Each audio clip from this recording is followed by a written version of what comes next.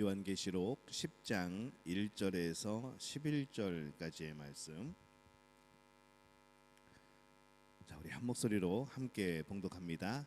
내가 또 보니 힘센 다른 천사가 구름을 입고 하늘에서 내려오는데 그 머리 위에 무지개가 있고 그 얼굴은 해 같고 그 발은 불기둥 같으며 그 손에는 펴놓인 작은 두루마리를 들고 그 오른발은 바다를 밟고 왼발은 땅을 밟고 사자가 부르짖는 것 같이 큰 소리로 외치니 그가 외칠 때에 일곱 우레가 그 소리를 내어 말하더라. 일곱 우레가 말을 할 때에 내가 기록하려고 하다가 곧 들으니 하늘에서 소리가 나서 말하기를 일곱 우레가 말한 것을 임봉하고 기록하지 말라 하더라. 내가 본 바 바다와 땅을 밟고 서 있는 천사가 하늘을 향하여 오른손을 들고 세세토록 살아계시니 곧 하늘과 그 가운데 있는 물건이며 땅과 그 가운데 있는 물건이며 바다와 그 가운데 있는 물건을 창조하신 이를 가리켜 맹세하여 이르되 지체하지 아니하리니 일곱 천사가 그 소리를 내는 날 그의 나팔을 불려고 할 때에 하나님이 그의 종 선지자들에게 전하신 복음과 같이 하나님의 그 비밀이 이루어지리라 하더라. 하늘에서 나서 내게 들리던 음성이 또 내게 말하여 이르되 내가 가서 바다와 땅을 밟고 서 있는 천사의 손에 펴놓인 두루마리를 가지라 하기로 내가 천사에게 나아가 작은 두루마리를 달라 한즉 천사가 이르되 갖다 먹어버리라. 내 배에는 쓰나 내 입에는 꿀같이 달리라 하거늘 내가 천사의 손에서 작은 두루마리를 갖다 먹어버리니 내 입에는 꿀같이 다나 먹은 후에 내 배에서는 쓰게 되더라. 그가 내게 말하기를 내가 많은 백성과 나라와 방언과 임금에게 다시 예언하여야 하리라 하더라. 아멘. 할렐루야. 하나님의 은혜가 오늘 수요일 아침에 주의 전으로 또 하나님의 말씀 앞에 서는 우리 믿음의 가족들을 진심으로 축복하고 또 환영합니다. 오늘 말씀은 입에는 달고 배에는 쓴 말씀이라는 제목을 붙여봤습니다. 요한계시록을 우리가 함께 말씀을 나누면서 항상 주의할 점이 있습니다. 해석하려고 하지 말고 여러분 요한계시록을 즐기시기 바랍니다. 너무 해석하면서 이게 무슨 의미인데 이게 요즘에 뭐랑 맞는 건가 그렇게 자꾸 맞춰보려고 하지 마시고 이 성경에서 짝을 맞춘다는 그런 표현들을 쓰는 이제 그런 일들이 있는데 너무 짝을 맞추다 보면은 그게 산으로 갑니다. 진정한 말씀의 의미를 깨닫지 못하고 산으로 가버리고 거기서 또 다른 이단들이 나오고 그렇습니다. 그래서 항상 이단들 보면은 요한계시록을 가지고 장난을 치게 되죠. 요한계시록은 아이들이 더 잘 이해합니다. 왜냐면은 이 아이들은 만화 영화를 많이 봅니다. 그러다 보니까 해석하지 이 만화 영화의 좋은 점은 뭐냐면은 대사가 한마디 나오지 않아도 그냥 그림만 나오면은 그 의미가 해석이 되어지는 것이죠. 그래서 우리 어린아이들 보면은 정말 어린아이들의 그런 프로그램들을 보면은 뭐 대사가 많지 않습니다. 그냥 뭐 이런 식으로 그냥 끝나버리고 도대체 이게 뭘 하는지 근데 보고 있으면은 우리는 금방 다 이해가 되지요. 옛날에 그 텔레토비인가 그거 보면은 대사 거의 없는데 그냥 우린 다 이해하지 않습니까? 정말 이것은 철학적이고 오묘하고 정말 무슨 깊은 뜻이 있을 거야. 막 우리가 그것을 그렇게 보지는 않잖아요. 그런 것처럼 이 아이들이 이 만화 영화를 보는 것처럼 그렇게 모든 것을 보기 때문에 이 요한계시록을 볼 때도 그렇게 보면은 이 요한계시록이 은혜가 되고 또 그 말씀들이 그려지고 이제 그런 것이죠. 또 아이들이 이게 몰입합니다. 우리도 그 프로그램에 몰입하다 보면은 그 영화에 몰입하다 보면은 마치 내가 주인공이 된 것처럼 그렇게 있을 때가 있습니다. 그냥 같이 놀라고 같이 도망가려고 그러고 같이 소리 지르려고 그러는 것이죠. 그런데 아이들이 참 이 몰입을 잘합니다. 우리가 축구 보면서도 그렇죠. 내가 뛰는 거 아닌데 저기 손흥민 선수가 슛할 때는 우리도 왠지 모르게 내 발이 자꾸 나가죠. 그래서 괜히 막 발길질하고 그러면서 앞사람 발로 차기도 하고 그러는데 정말 그것이 몰입하는 겁니다. 내가 그 안에 뛰어 들어가서 거기서 뛰는 것처럼 느껴지는 것. 내가 영화 속으로 드라마 속으로 들어가서 내가 그 주인공이 되는 것처럼 느껴지는 것. 요한계시록은 그렇게 읽는 겁니다. 그 자리에 내가 있는 것처럼, 내가 사도 요한이 된 것처럼 그 자리에 몰입이 되어서 보는 것이고 그려보는 것이죠. 지금까지는 사도 요한이 관객이었습니다. 앞에서 펼쳐지는 모습들을 보면서 그냥 객관적인 입장에서 지금 사도 요한이 이것을 써내려가고 있었는데, 지금부터는 조금 바뀝니다. 이제 사도 요한이 그 말씀 안으로, 현장으로 뛰어들어가게 되죠. 무엇이 나오는가 하면은 힘센 천사가 등장을 합니다. 요한계시록 10장 1절에 보면은 내가 또 보니 힘센 다른 천사가 구름을 입고 하늘에서 내려오는데 그 머리 위에 무지개가 있고 그 얼굴은 해 같고 그 발은 불기둥 같으며. 자, 여러분 지금 그냥 들으셨습니까? 아니면 머릿속에 그려보셨습니까? 다시 한번 그려보시기 바랍니다. 이게 좀 우스러운 모습이어도 괜찮습니다. 한번 상상으로 그려보시기 바랍니다. 자, 힘센 천사를 먼저 그리시고 그 천사가 구름을 입고 하늘에서 내려오는 겁니다. 근데 그 머리 위에 보니까 무지개가 있고 그 얼굴은 해 같고 해같이 빛나고 있는 것이죠. 그 발은 불기둥 같고, 그냥 불기둥으로 그리시면 됩니다. 자, 이제 이런 장면이죠. 이 말씀에 등장하는 힘센 천사는 성경 구약 성경에도 나옵니다. 어디서 나오는가 하면은 에스겔서에서 나옵니다. 에스겔서 9장에 나오는 거기에 사용되었던 그 이미지와 오버랩을 시키는 것이죠. 우리 지난주에 말씀 나눌 때 계속 애굽에 재앙하고 이 말씀하고 오버랩을 시키지 않았습니까? 오늘도 이 오버랩을 시키는 장면이 좀 나옵니다. 에스겔서 1장 27절에서 28절에 보면은 말씀이 이렇게 기록을 합니다. 내가 보니 그 허리 위의 모양은 단쇠 같아서 그 속과 주위가 불 같고, 내가 보니 그 허리 아래의 모양도 불 같아서 사방으로 광채가 나며 그 사방 광채의 모양은 비오는 날 구름에 있는 무지개 같으니 이는 여호와의 영광의 형상의 모양이라. 내가 보고 엎드려 말씀하시는 이의 음성을 들으니라. 이제 혹시 이 천사가 누군지 짐작이 되십니까? 이와 비슷한 말씀이 요한계시록 4장에도 나왔습니다. 요한계시록 4장 2절에서 3절에 보면은 내가 곧 성령에 감동되었더니, 같이 읽고 싶다는 막 표정을 지으셔서 같이 읽겠습니다. 시작.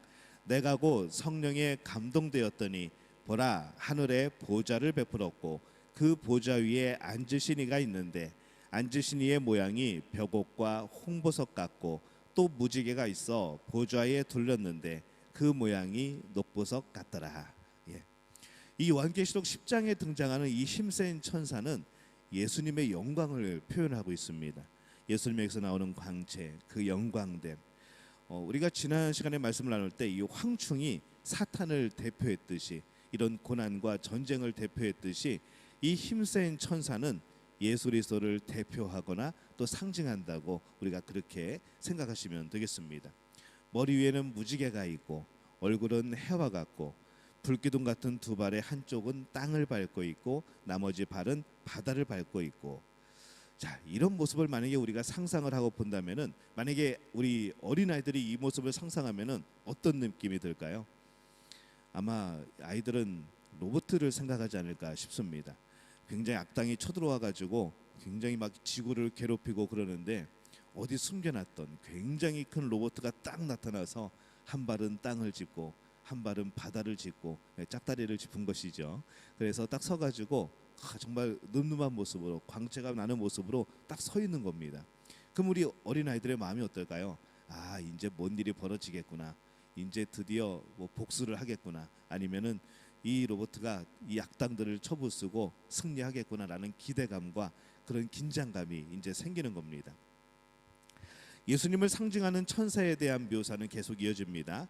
요한계시록 10장 2절에서 3절 보면은 그 손에 펴놓인 작은 두루마리를 들고 그 오른발은 바다를 밟고 왼발은 땅을 밟고 사자가 부르짖는 것 같이 큰 소리로 외치니 그가 외칠 때에 일곱 우레가 그 소리를 내어 말하더라. 이렇게 되어 있습니다. 그 힘센 천사가 큰 소리로 무엇을 외쳤는지 설명이 되어 있지는 않습니다. 하지만은 예상을 해보면 그렇죠. 이 성경에서 선포하는 장면인데 무엇인가 선포하고 무엇인가를 이제 명령하는 그런 장면인데, 이 천사가 예수님의 영광을 상징한다고 했으면은 예수님이 선포하신 내용이 성경에 어디 있을까요? 우리가 굉장히 잘 아는 말씀입니다.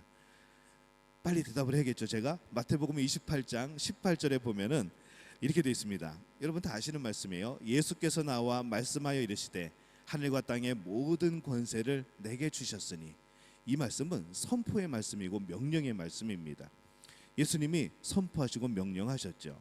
그래서 이 말씀과 연결시켜서 생각해 보면은 그 힘센 천사가 큰 소리로 뭐라고 외쳤을까? 아마 이 세상 모든 것은 다 내 거야 라고 외치지 않았을까? 내가 이 모든 것의 주인이다 라고 외치지 않았을까 라는 생각을 해보는 것이죠. 모든 것이 예수 그리스도, 이 모든 만물이 모두 주의 것이라, 그렇게 이 힘센 천사가 예수 그리스도의 그런 영광을 나타내는 그 천사가 외친 것이 아닌가라는 상상을 해보는 겁니다. 근데 이것을 기록하려고 했는데 다음에 또 음성이 들려옵니다. 적지 말라는 것이죠. 10장 4절입니다. 일곱 우레가 말을 할 때에 내가 기록하려고 하다가 곧 들으니 하늘에서 소리가 나서 말하기를 일곱 우레가 말한 것을 임봉하고 기록하지 말라 하더라. 왜 기록하지 말라고 했는지 잘 모르겠지만은 이 요한이 얼마나 아쉬웠을까요? 이 그 기록을 좀 남겼으면은 그 내용이 뭔 줄 알 텐데 우리가 조금 말씀을 쉽게 풀 수 있었을 텐데 그 음성이 그것을 기록하지 말라고 합니다. 근데 이 다니엘서에도 이 비슷한 내용이 또 나옵니다. 다니엘서 12장 4절 말씀 우리 함께 읽겠습니다. 다니엘아, 마지막 때까지 이 말을 간수하고 이 글을 봉함하라. 많은 사람이 빨리 왕래하며 지식이 더하리라. 기도해 있습니다. 이 기도 중에 환상을 본 다니엘에게 중요한 내용을 봉함하라고, 알리지 말라고 합니다. 그것처럼 이 하늘로부터 울려 퍼지는 이 소리가 요한에게 이 중요한 내용을 기록하지 말라고 명령을 하죠. 요한이 무슨 소리를 과연 들었을까요?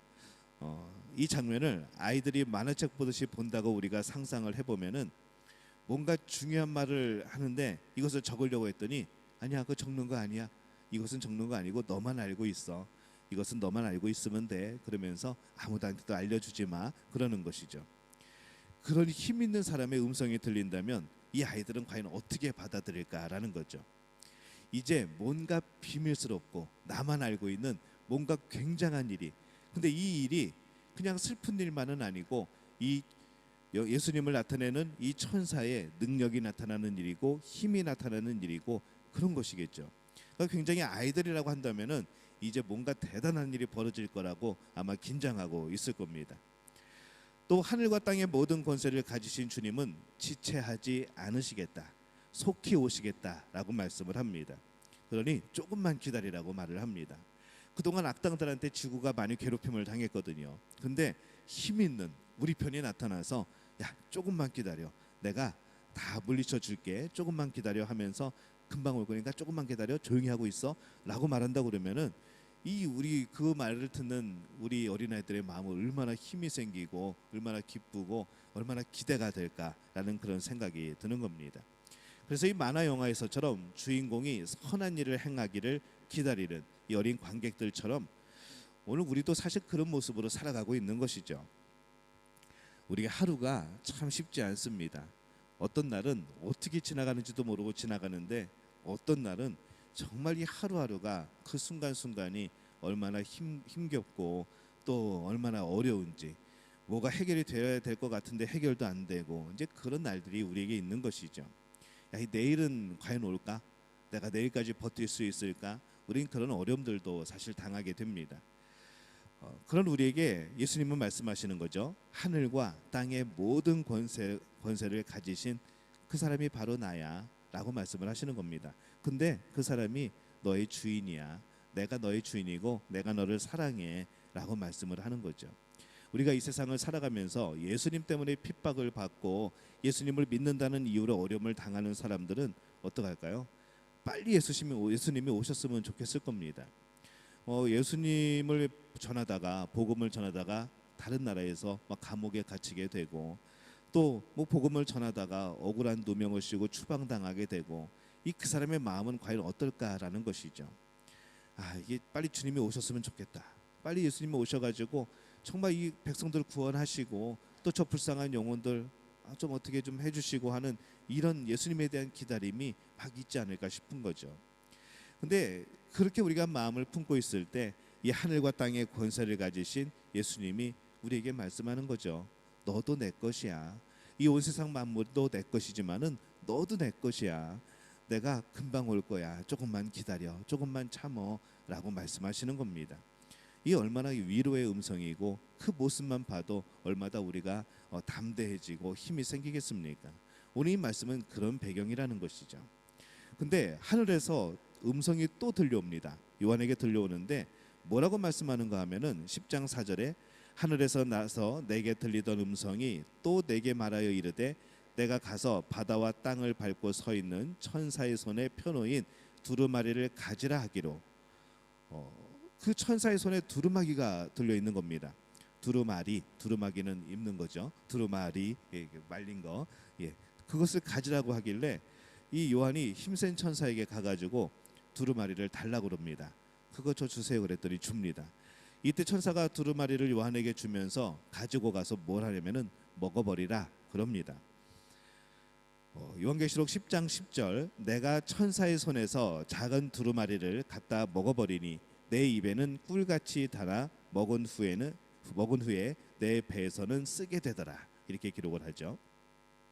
자, 이 두루마리를 먹으라는 내용이 구약 성경에 또 나옵니다. 에스겔서 2장과 3장에 또 나오죠. 이것도 오버랩되는 장면입니다. 에스겔서 2장 6절에서 8절까지 우리 함께 읽어보겠습니다. 인자야 너는 비록 가시와 찔레와 함께 있으며 전갈 가운데 거주할지라도 그들을 두려워하지 말고 그들의 말을 두려워하지 말지어다. 그들은 패역한 족속이라도 그 말을 두려워하지 말며 그 얼굴을 무서워하지 말지어다. 그들은 심히 패역한 자라. 그들이 듣든지 아니 듣든지 너는 내 말로 고할지어다. 너는 인자야 내가 내게 이르는 말을 듣고 그 패역한 족속같이 패역하지 말고 내 입을 벌리고 내가 내게 주는 것을 먹으라 하시기로. 이 요한계시록의 이 그림과 또 비슷한 그림이죠. 에스겔 3장에서는 두루마리가 입에서 달기가 꿀 같다고 그렇게 표현을 했습니다.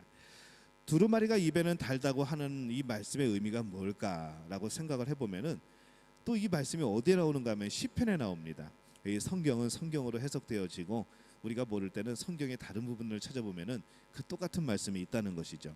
시편 19편 10절입니다. 이 말씀 함께 읽습니다.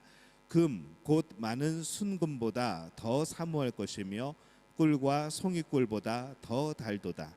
시편 119편 103절입니다. 함께 읽습니다. 주의 말씀의 맛이 내게 어찌 그리 단지요 내 입의 꿀보다 더 다니이다. 그러면 이 두루마리는 무엇이었을까요? 이 두루마리는 복음인 것이죠. 예수님의 말씀인 겁니다. 그래서 그것을 입에 넣었을 때 그 말씀이 달게 느껴진 겁니다.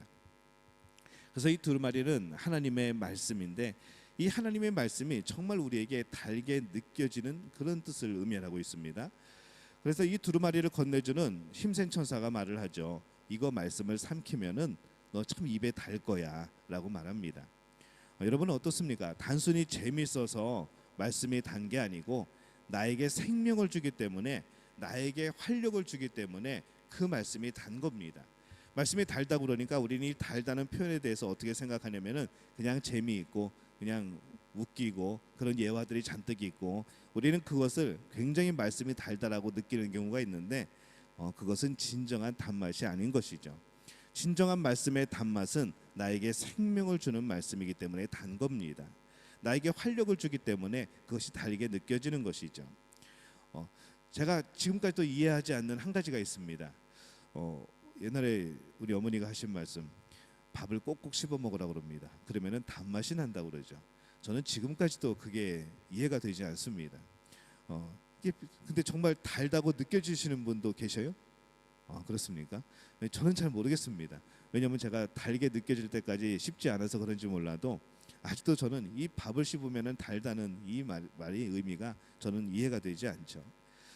제가 이해하는 바는 그 밥이 넘기면 제가 먹으면은 건강해지고 생명이 연장되고 배가 부르고 기분이 좋아지고 그래서 달게 느껴진다는 거 아닌가 저는 이제 그렇게 생각이 되어지는 겁니다.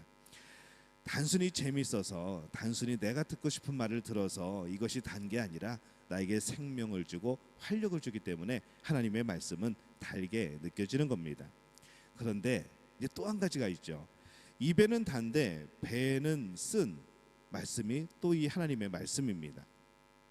이게 과연 또 무슨 의미일까요? 이 하나님의 말씀대로 살아보면은 여러분 금방 부딪히는 것들이 있습니다. 하나님의 말씀이 선포될 때에 우리는 굉장히 마음 상합니다.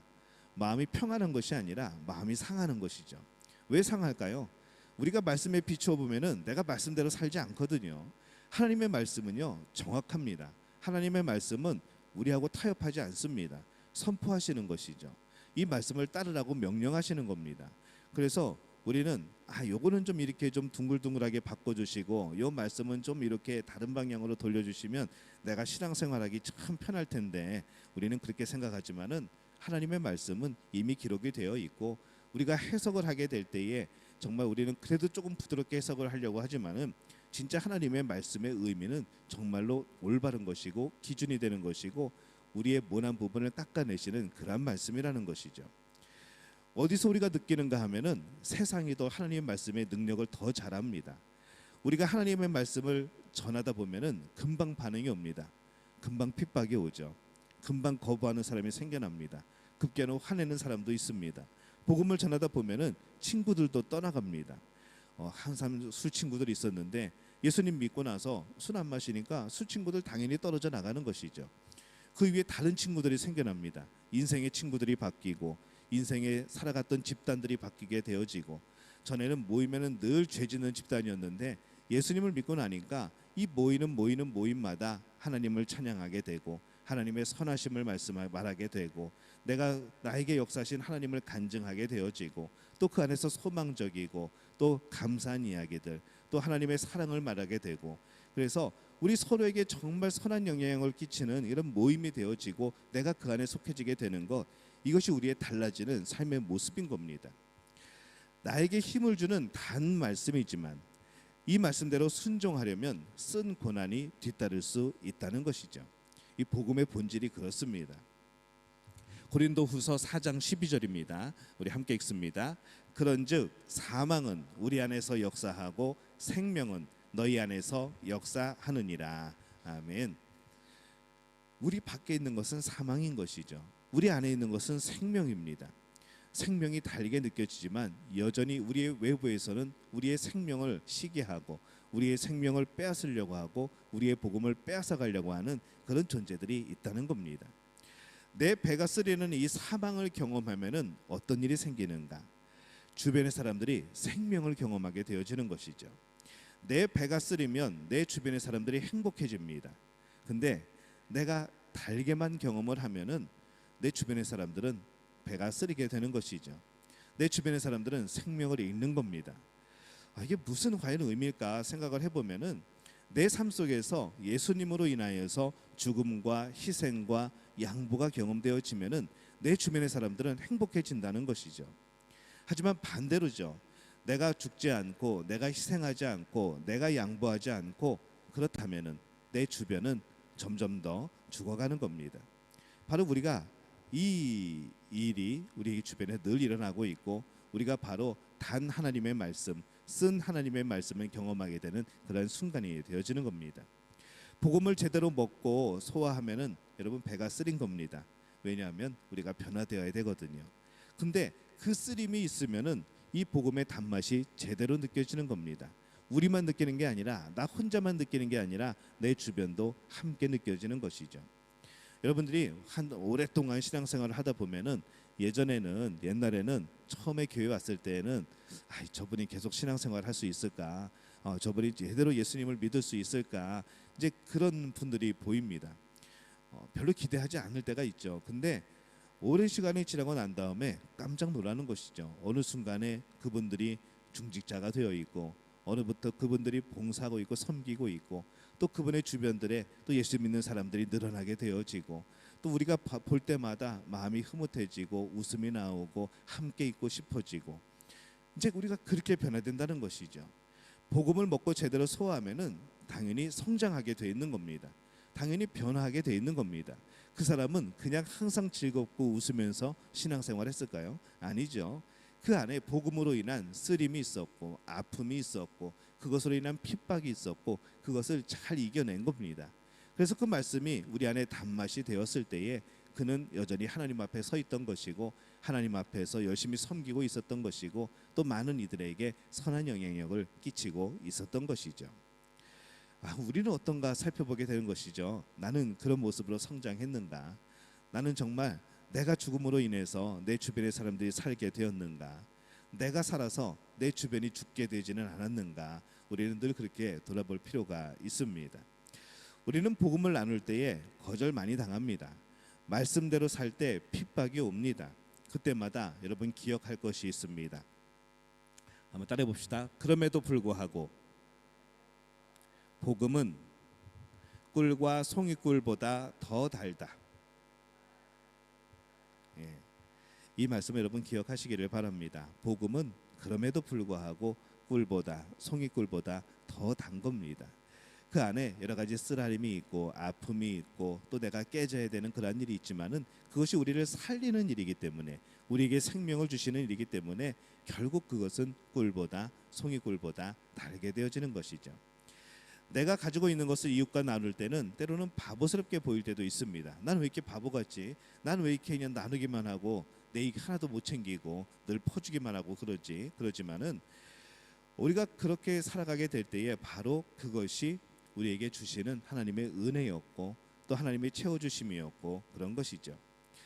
복음의 능력으로 사는 성도의 모습이 그런 모습인 겁니다.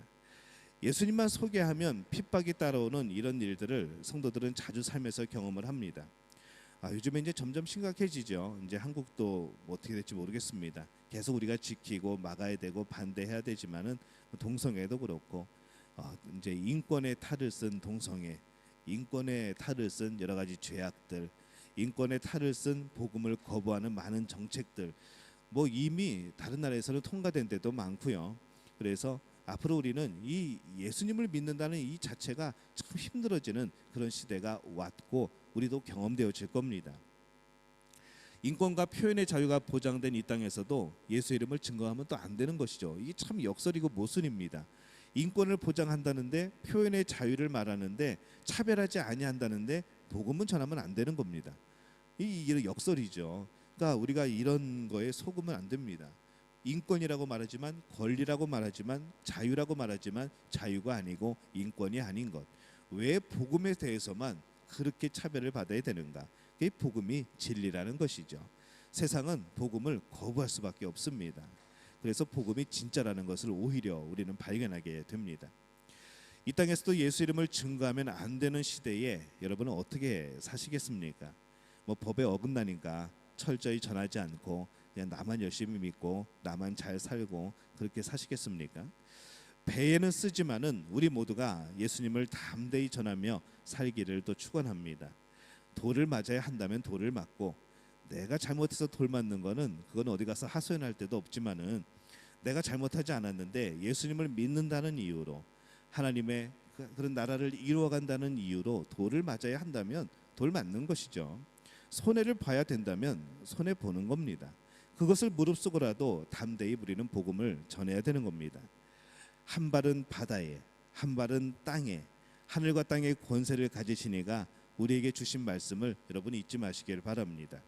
내가 지체하지 않겠다고 말씀을 합니다. 그래서 우리는 날마다 마지막 때를 살아가는 겁니다. 지체하지 않으시겠다. 내가 속히 오리라. 사실 이 말씀은 우리에게 소망이고 희망이죠. 너무 힘든데 복음 전하면서 너무 힘든데 복음 전하면서 늘 손해 보는데 늘 억울한 일 당하는데 예수님이 속히 오신다고 하면 그 날은 감사의 날이고 기쁨의 날이고 내가 승리하는 날이 될 것이고 그동안 나의 눈물을 닦아주시는 예수님을 만나는 날이 될 것이기 때문에 우리는 그래서 예수님을 소망하고 기다리게 되는 겁니다. 내가 미운 사람이 예수님 오시면 벌 받게 하려고 예수님이 오시라는 게 아니고 예수님 오시면 나에게 큰 상급 주실 것인가 그 상급 바라고 기다리는 게 아니고 바로 그냥 그 예수님이 좋은 것이죠. 이 땅에서의 복음 때문에 아픈 마음들, 복음을 전하면서 당했던 여러 가지 그것들을 생각할 때에 그것에 누가 위로를 하겠습니까? 사람이 위로를 하겠습니까? 주님이 위로를 하시는 것이죠. 주님이 복음이고 주님이 그 말씀의 중심 아닙니까? 그러니 그 복음이 오셔서 우리를 위로하신다면 우리의 삶이 틀리지 않았다는 것이 증명되지 않겠습니까? 우리는 그래서 예수님을 기다리는 것이고 지체하지 않으시겠다 할 때에 우리는 아멘으로 받아들일 수 있는 것이죠. 우리는 주님의 말씀 속에서 굉장한 도전을 받습니다. 입에는 달지만 배에는 써서 말씀을 먹으려고 하지 않았던 우리의 모습들이 얼마나 많은지 모릅니다. 만약에 이것을 어떤 모양으로 형상화시킬 수 있다면 어떨까요? 말씀을 선포하면 하나님이 말씀을 주시면 그것이 말씀이 쭉 날아가서 성도들의 마음속에 새겨지고 우리 십계명 돌에 하나님의 계명이 새겨졌듯이 그렇게 새겨지고 그런 모습이 딱 보이면 좋겠는데 뭘 안 보입니다. 근데 만약에 그것을 형상화시킬 수 있는데 말씀이 선포되는데 어떤 분의 마음속에 딱 다가갔는데 튕겨 나오는 것이죠. 옛날에 갑옷 입은 그런 기사들이 멀리서 날아오는 화살이 갑옷에 맞고 튕겨 나가는 것처럼 그러면 전차에다가 총 쏘면 총알이 그냥 튕겨 나가는 것처럼 만약에 그런 형상이나 그런 모습을 볼 수 있다면은 우리 모두가 얼마나 안타까운 그런 모습이 되어지겠습니까? 말씀은 우리가 진심으로 받아들이는 겁니다. 우리의 마음이 얼마나 딱딱할지는 모르겠지만은 뭐 돌에도 하나님의 계명을 새기시는데 우리 마음 정도에 하나님이 말씀 못 새기시겠습니까? 하지만은 그 말씀을 받아들이고 내 마음에 새겨지게 하는 것은 여러분들이 마음을 여셔야 된다는 것이죠. 우리는 이 말씀을 먹으려고 하지 않는 너무나 쓰기 때문에 쓰게 느껴져서 먹으려고 하지 않았던 그런 순간들이 참 많습니다. 그냥 발로 뻥뻥 차버리는 그런 말씀들이 우리는 부지기수였던 것이죠. 여러분의 인생 가운데 주일 선포되는 말씀, 새벽에 또 금요일 수요일에 선포되는 말씀 가운데 또 여러분이 들었던 어떤 그 목사님들의 말씀 가운데 여러분의 마음속에 새겨지고 여러분이 기억하고 그 말씀대로 살아갔던 말씀들이 과연 몇 번이나 있습니까? 우리는 그렇게 많지 않다는 것이죠. 기억은 나는데 나는 여전히 그 말씀대로 살지 않았고 그 말씀 내가 잘 알고 있는데 내 모습은 그 말씀과는 전혀 다른 모습일 때가 참 많다는 겁니다. 우리는 그런 사람들인 겁니다. 그래서 우리는 늘 도전해야 하죠. 입에는 달지만 배에는 쓴 말씀, 그 말씀을 우리가 품고 우리가 그 말씀을 마음에 새길 수 있도록 우리는 그렇게 살아가야 되는 겁니다. 왜 그것이 필요한가? 이제 나오는 요한계시록에 나오는 많은 환난과 많은 그런 전쟁들과 많은 그런 심판들과 이것에서 우리가 살 수 있는 바로 그러한 길이기 때문에 그렇습니다. 내 입에 단 것 하지만 배에는 쓴 것, 그 모두 경험을 해야 이 어려운 일들을 이겨나갈 수 있다는 것이죠. 오늘 우리는 여전히 이 시대를 살아가고 있습니다. 여전히 심판이 임하고 있는 시대, 여전히 하나님의 말씀이 계획대로 이루어져 가고 있는 그런 시대에 살아가고 있는 것이죠. 우리가 어느 시대쯤 살아왔을까 잘 모르겠습니다. 뭐 어떤 분들은 뭐 요한계시록 몇 장까지 왔다 그러고 그렇게 말씀을 하는데 저는 그거는 잘 모르겠습니다. 하지만은 정말 중요한 것은 어느 때까지 온 것이 중요한 것이 아니고 앞으로 얼마만큼이 남았는 것이 중요한 것이 아니라 예수님이 언제 며칠 몇 시에 오시는 것이 중요한 것이 아니라 그 예수님이 오실 때에 나는 어떤 모습으로 서 있는가, 주님이 주셨던 그 말씀들을 내 마음에 새겼던 것들을 내가 보여드릴 수 있는가, 나는 그 말씀에 내가 이렇게 다듬어지고 내가 이렇게 깎아지고 내가 이렇게 부드러워지고 그 말씀의 증인이 되어지는 이 모습을 과연 보여드릴 수 있겠는가. 우리는 이것이 우리의 도전이고 숙제라는 것이죠. 여러분은 말씀에 얼마만큼 깎아지셨습니까? 말씀에 얼마만큼 변화되어졌습니까? 그것을 나도 깨달을 수 있어야 하지만은 주변의 분들이 그 사람을 향하여서 변화됨을 느낄 수 있어야 하는 것이죠. 신앙은 나 혼자만의 변화가 아닙니다. 외형적인 변화이고 외부적인 변화도 있는 것이죠. 다른 사람이 느낄 수도 있는 겁니다. 요셉도 그 집안에서 인정받았죠. 하나님의 자녀, 하나님의 자녀가 살아갈 때에 너는 정말 하나님의 자녀구나, 너는 정말 하나님이 함께 하시는 사람이구나 인정받았습니다. 우리도 그렇게 살아야 된다는 것이죠. 근데 우리는 과연 그렇습니까? 우리 교회 안에서 또 우리 교회 외에서 우리는 정말 그런 모습으로 살아가고 있는가? 오늘 우리의 이 요한계시록 말씀을 보면서 우리는 그런 말씀을, 우리는 또 그런 생각들을 해보게 되어집니다. 바라기는 정말 주님의 말씀 안에서 도전하시기 바랍니다. 아플 겁니다. 힘들 겁니다. 그 말씀대로 내가 산다는 것이 정말 쉽지 않을 겁니다. 그럼에도 불구하고 도전하고 또 뭐 실패하더라도 또 도전하고 그렇게 살아가는 것이 내가 사는 길이고 우리가 사는 길이고 이 세상이 살아가는 길입니다.